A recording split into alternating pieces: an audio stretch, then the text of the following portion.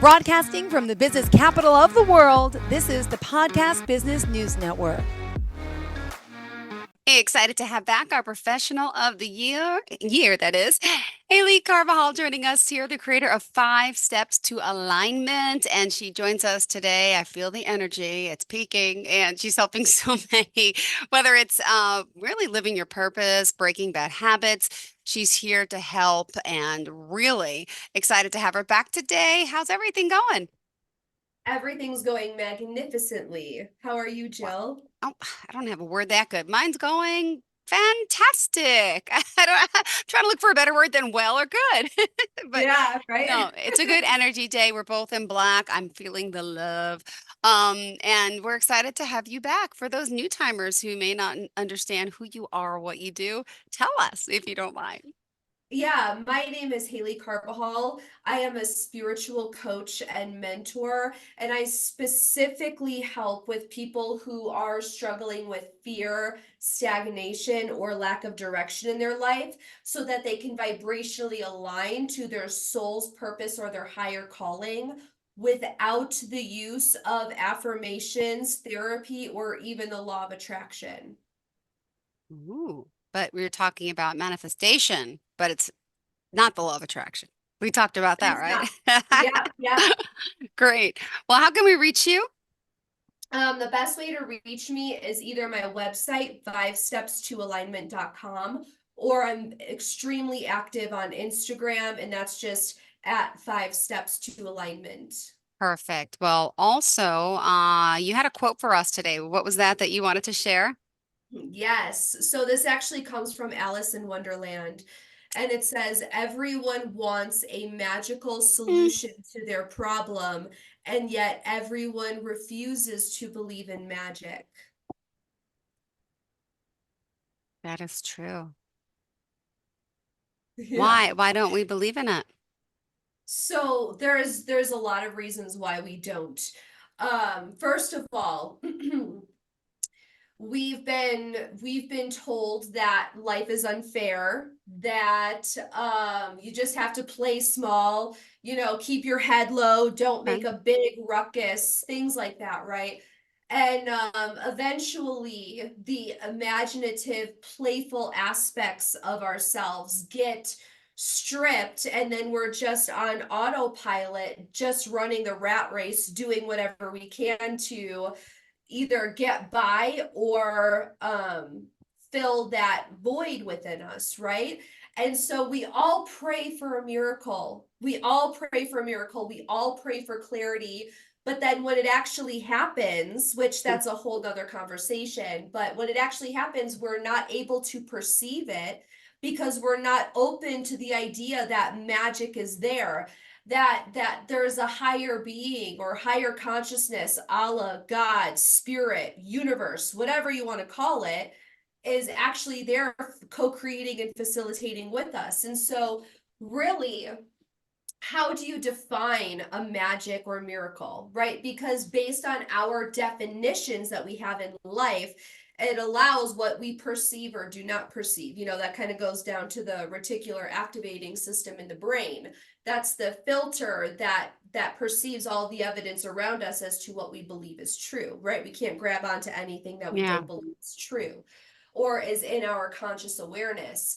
And so if we define a miracle as I don't know, let's just say like winning the lottery, then every time that an actual miracle comes in, like the small miracles, like getting that clarity, getting that moment of relief, getting that pay raise on a job or whatever it is, we don't perceive it as a miracle because Yep. we're so focused on receiving the lottery. And therefore, we miss the magic. We miss the divine support. We miss the magic in within ourselves.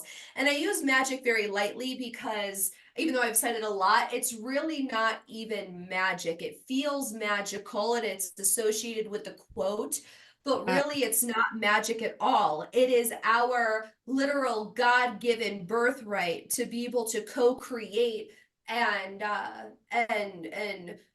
manifest, generate really the life of our dreams, because I don't even believe necessarily in the word manifest, We're really Yes. just generating what we want and or what we don't want. And here's the thing too, Jill, it's we forget this. We are already generating something anyway. We are already perceiving, thinking something anyway, right? And more often than not, it's the lack thereof, or, and that's a whole nother conversation as to why and programming and all of this stuff, right? But we're already thinking something anyway. We're already perceiving and believing in something anyway. And so it really just boils down to a choice. And I know that sounds really light and fluffy, and every conventional wisdom, personal development person would say that, Yeah. obviously. But there's a reason why it's said so often, because foundationally it is true. Now, when it comes to, because see, the thing is that the reason why we tend to believe more in the negative parts of it, where it's like it's not available for me, it works for other people, it doesn't work for me, it's never going to happen for me, things like that, is really because I'm trying to find the right way to say it. Not only have we conditioned that belief to be true, but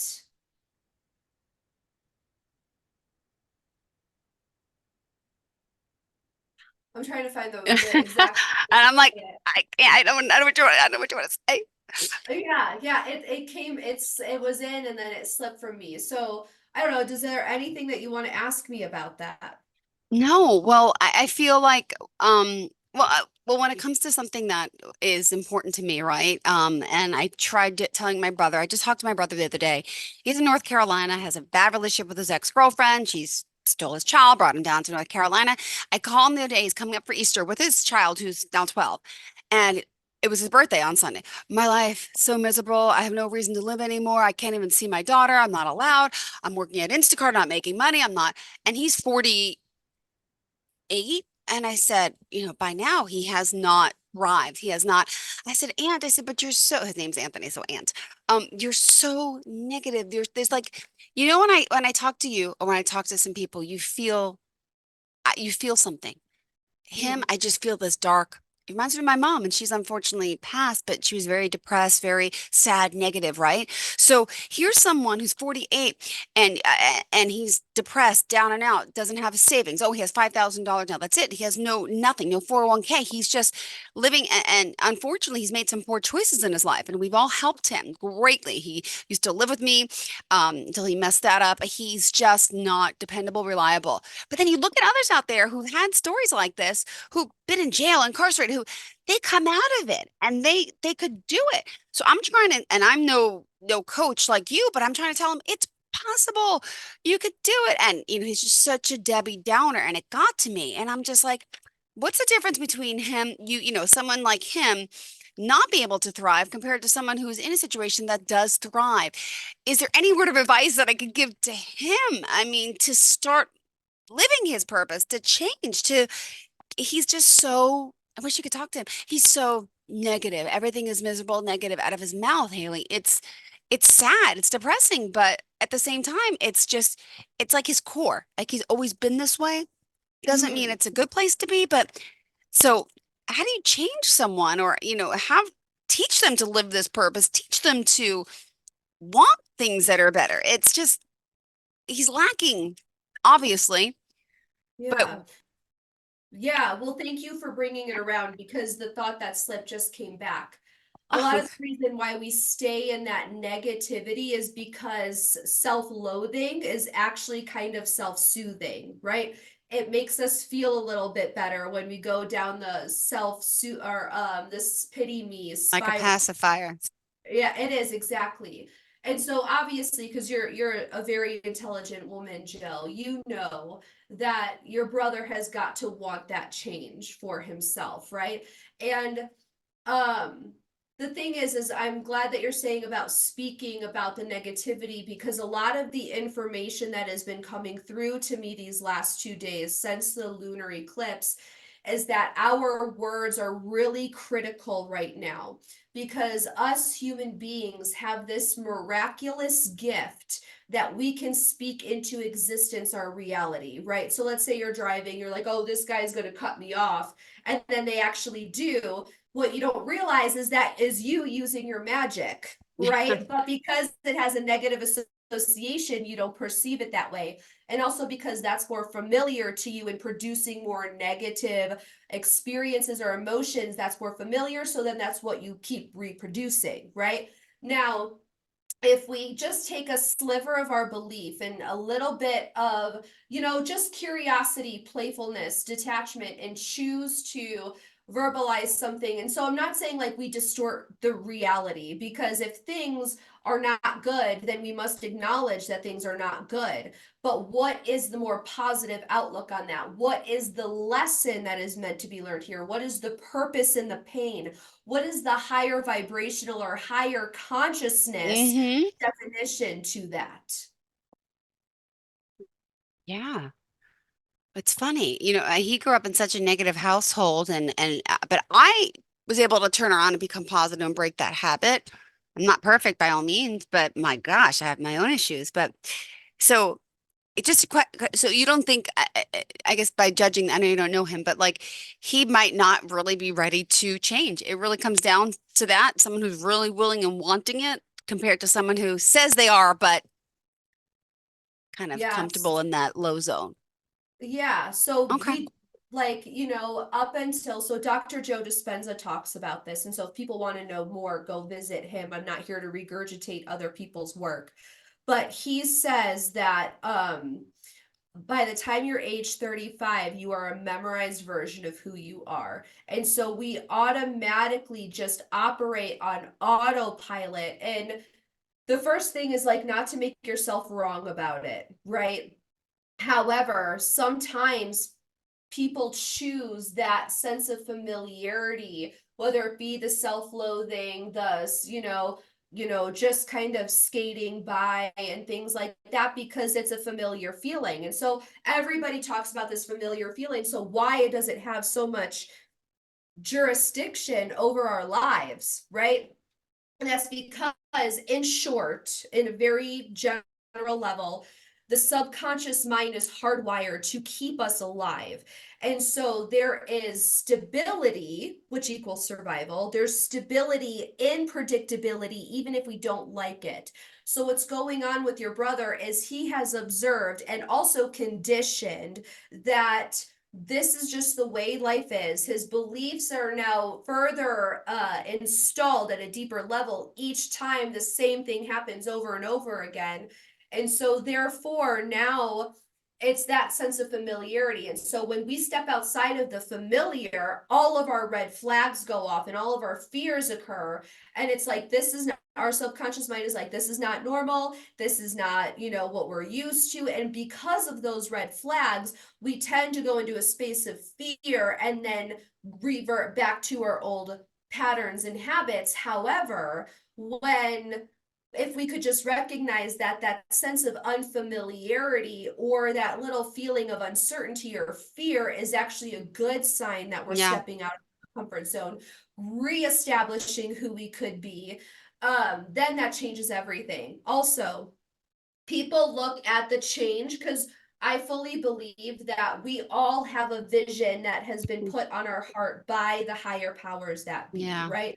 And we are shown the finish line, right? So we all know it's possible for us. Yep. However, when we think about the huge stretch from where we are now to who that person is and where they are in their life, that can be overwhelming. And that overwhelm also kind of makes people fearful of actually pursuing the journey, when if they just realized it is a day by day process, it is a micro shift by micro shift with little decisions and establishing new little habits and things like that. It is all of those little micro shifts that lead to those big trajectory timeline altering experiences, Hmm. right? So yeah, ultimately he has got to want it from him for himself, and there's got to be a big enough of a reason why. Because if it's just to get out of your own personal hell, then that's actually not enough motivation. It needs to be something inspiring that really motivates you towards working towards something better. Now, if you don't believe that there is something better to work towards, or that it's not possible for you, then there is no motivation to continue forward, you know? And the truth is that no matter how much you want to try and save somebody, or you can see the road that they're going down and it's just not good, the truth is we have to let go and let them learn, because they're learning something at a higher level. They are learning something on a soul level, and they've chosen to go down that negative spiral, which is also, if I'm being frank, a matter of perception, right? Because if you look at it through the eyes of creation, it simply just is. And actually, the harder the challenges we experience, the more we grow and evolve. So your brother, my perception and through my filter of reality, your brother has volunteered to go through more of a hardship, challenging life so that he can grow and evolve very expediently on a soul level. Okay. Wow. Yeah. I thought the end of it was this summer. We all took a family vacation to Maryland to go to a brand new Great Wolf Lodge. I have a 7 and 9 year old. I have nieces and nephews, my sister's kids. We all went down. He met us there. And then the first night we were there, he started a big fight with me, cursing, drinking. Security had to come kick him out. He was upset with me because he thinks I accused him of stealing money 3 years ago, which I did when he lived with me, but I never told him. My father told him that 3 years later, and it became an anger thing, and he got kicked out of the hotel, and it was just disastrous for my nephew who's special needs, who punched a television, two televisions inside our room, blood everywhere, glass. He was okay, but like the trauma that he's putting now, my kids, his own daughter, my sister's kids, we were fed up. We were done with him. Christmas came and we wouldn't even see him, but we saw his daughter, and now it's like Easter, so we're trying to make amends, and because but it's such a fine line with someone like that. And I'm so sorry. This is supposed to be your show, and it became into, hey, Jill, did you want to ask me anything? And I'm like, blah, blah, blah, blah. No, Thank no, you. no. Thank No. you. So this is what I love to do. This is where I thrive. And so you sharing your personal stories, first of all, thank you so much for being so transparent. And also, this is just the way the conversation is going. It's not my show. This Yes, is a it is. collaboration. Okay. Okay. Yeah, you're fine. You're totally fine. Well, But see, that's the thing too. So I don't want to I love woo woo. I live in the woo woo world, okay? I'm not going to lie about that. I don't care what other people think about that. But truly learning lessons in karma is a real thing. Karma is actually a very highly intelligent consciousness. And your brother is he's what he's doing is obviously, I mean, I think that it's obvious he's holding on to anger, he's holding on to grudges. But what we don't realize is that when we're holding on to things that make us angry, we think it's because of the external person or external situation. It has nothing to do with them, and actually everything to do with you. What you're not willing to face, hmm what you're not willing to own up to, what you're not willing to heal, what you're refusing to look at. And so it's easier to deflect. And a lot of this happens on an unconscious level. It's not got even a it. conscious thing. So that's why, like, in week 2 of my program, I talk about how nothing that anybody does has anything to do with you and everything to do with them. So for you, Jill, when you're seeing him behave that way, and you can see how it's affecting all the kids in all of your lives and all of that, I know that it's you, like, mama bear mode comes in and you just want to protect the room, and you absolutely should. But if you have this level of detachment, knowing that it has nothing to do with you, even if he's blaming you for things, Yeah. has nothing to do with you and everything to do with him, because what you are is a mirror to all of his limitations. You are a mirror of what he has not owned up to. You are a mirror of his mistakes. And that's the thing. We live in a universe with 7 hermetic principles, and one of the hermetic principles is the law of reflection. And so literally even you to me is a mirror, and I to you.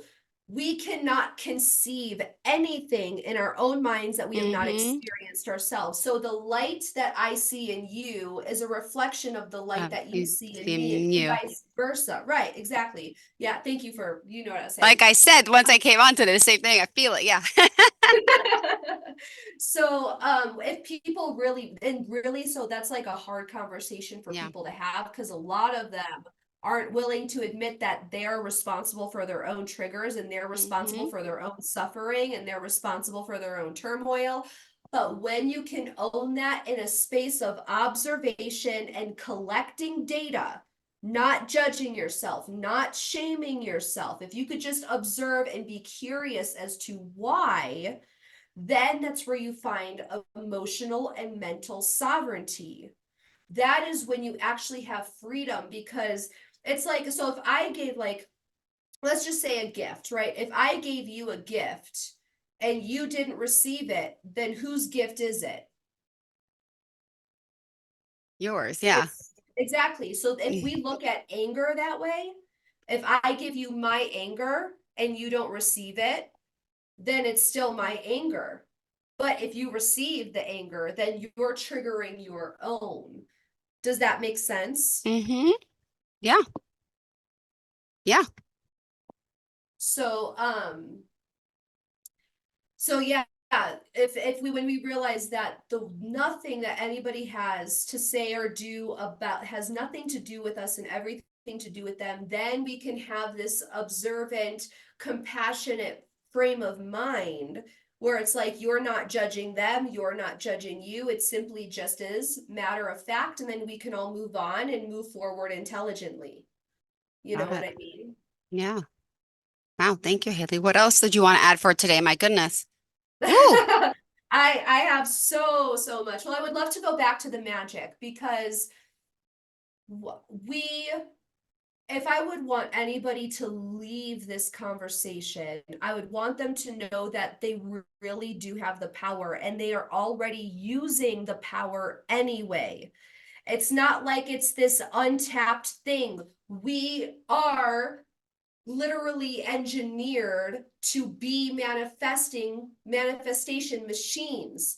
The universe and us, we need the universe to experience life, and the universe needs us to experience life. We are the universe experiencing itself, right? Yeah. So so we are already using the magic anyway. It's like going back to the words. So like, let's say that you're exhausted, right?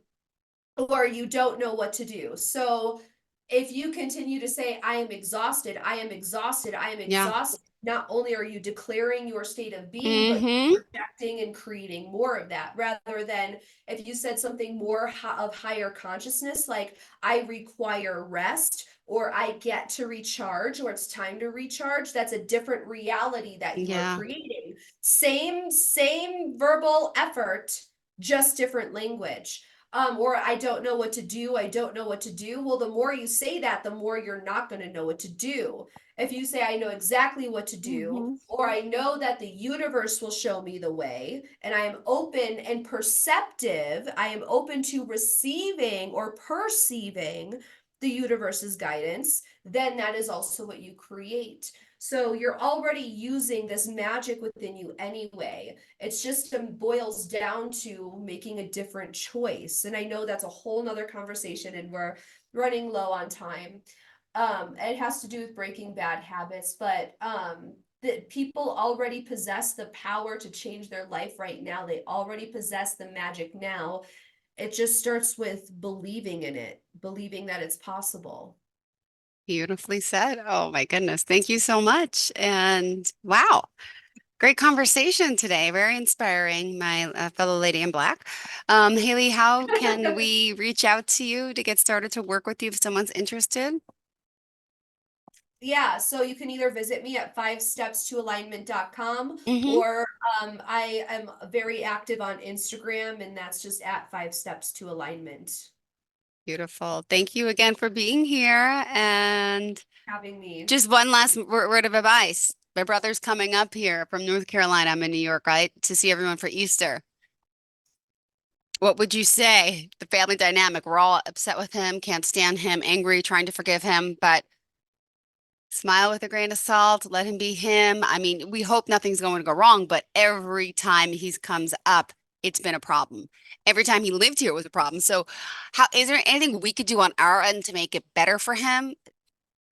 Or no, So conflict's bound to happen if he's in his state of mind and we can't change that. So we are always communicating telepathically, even if we're not saying anything. So if you come into the room knowing that he's gonna mess up, he's gonna pick up on Feel that. Okay. bring So that. I have to, okay.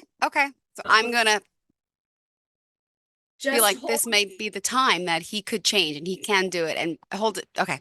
just hold the possibility, and if Okay. he doesn't, that's fine, let it go, but just hold the possibility. And just make sure that you are centered and in alignment, that you feel blissful, that you feel untouchable, that you feel in your power, Got it. because that will change things too. Okay. Thank you so much. I appreciate your time today. And wow, looking forward to next time we get to connect. I appreciate it. Yeah, likewise, Jill. Have an amazing day. You too. Thanks so much for your time as always. And we'll hopefully, definitely, I should say, talk soon. Bye bye. Thank you. Are you looking for even more of the podcasts and hosts that you love? The Podcast Business News Network is proud to announce that you now have even more ways to listen live. Check out the MyTuner Radio, online radio box, and Simple Radio apps on iOS and Android, or find us online. Search for Business News Network on mytuner-radio.com, or search Podcast Business News Network on streama.com and onlineradiobox.com/US. Take your podcast on the go and don't miss a minute of the action.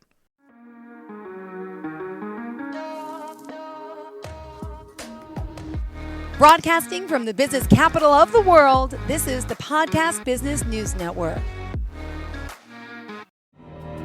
For nearly 2,000 severely injured veterans, everyday life has become filled with barriers. Day-to-day simple tasks can become pretty daunting. I have to carry my chair up 2 flights of steps or have somebody do it for me. What scares me the most is just the falling. When I'm struggling with my house, I think, to have that one great barrier just knocked down, it's crucial. Home for Our Troops is a wonderful nonprofit that builds a mortgage-free, fully adaptive, handicap-accessible house. And there's no catch. It'll be our very first home that we've ever owned. This is a game changer. This is where your life begins again. We need you to join us in completing this important mission. Please visit hfotusa.org and help build homes and rebuild lives. Because of you, everything's going to be okay.